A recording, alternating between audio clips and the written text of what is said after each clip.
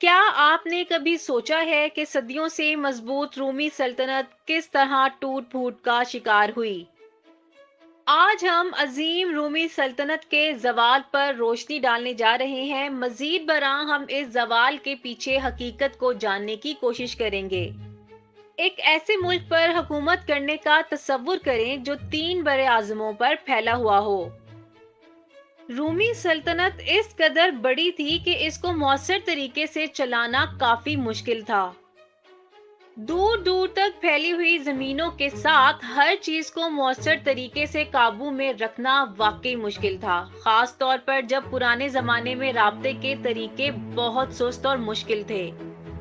سلطنت کی ناکامی کے پیچھے ایک اہم وجہ مالی مشکلات تھیں۔ زوال کے وقت سلطنت کو شدید مالی مسائل کا سامنا کرنا پڑا۔ چونکہ حکمرانوں کے پاس سلطنت چلانے کے لیے مالی وسائل کی کمی تھی، اس لیے اس مسئلے سے نمٹنے کے لیے انہوں نے سکوں میں چاندی کی مقدار کم کر دی۔ اس کا منفی اثر پڑا اور سکے اپنی قیمت کھونے لگے۔ زیادہ مہنگائی اور سکوں کی قدر میں کمی کی وجہ سے ایک روٹی کی قیمت عام قیمت سے 10 گنا تک بڑھ گئی۔ ایک عظیم سلطنت ہونے کی وجہ سے رومی سلطنت کے کئی دشمن تھے۔ ان دشمنوں نے ریاست کے مختلف حصوں پر حملہ کرنا شروع کر دیا۔ رومی انہیں باربیرینز کہتے تھے۔ یہ حملے کافی اہم تھے اور رومن نے ریاست کے کچھ حصوں پر آہستہ آہستہ اپنا کنٹرول کھونا شروع کر دیا۔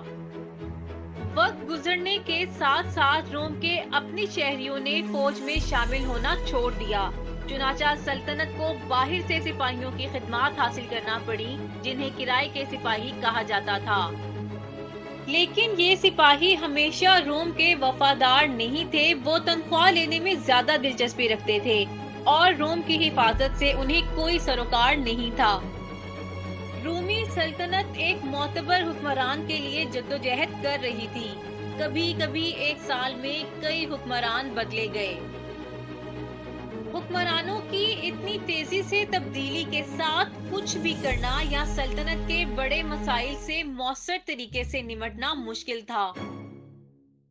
بالآخر انہوں نے سلطنت کو 2 حصوں میں تقسیم کرنے کا فیصلہ کیا، ایک مشرق اور ایک مغرب۔ ان کا خیال تھا کہ ریاست کے 2 حصوں پر انفرادی طور پر حکومت کرنا آسان ہوگا۔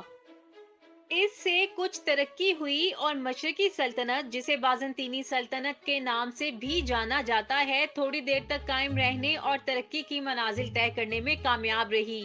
دوسری طرف مغربی سلطنت نے بہت زیادہ جدوجہد کی اور بڑے چیلنجز کا سامنا کیا۔ اس عظیم سلطنت کو آخری دھچکا اس وقت لگا جب 410 عیسوی میں ویزیگوتس کہلانے والے ایک گروہ نے روم پر حملہ کر کے اسے توڑ دیا۔ یہ ایک بہت بڑا جھٹکا تھا اور پھر 476 عیسوی میں مغرب کے آخری رومی شہنشاہ کا تختہ الٹ دیا گیا۔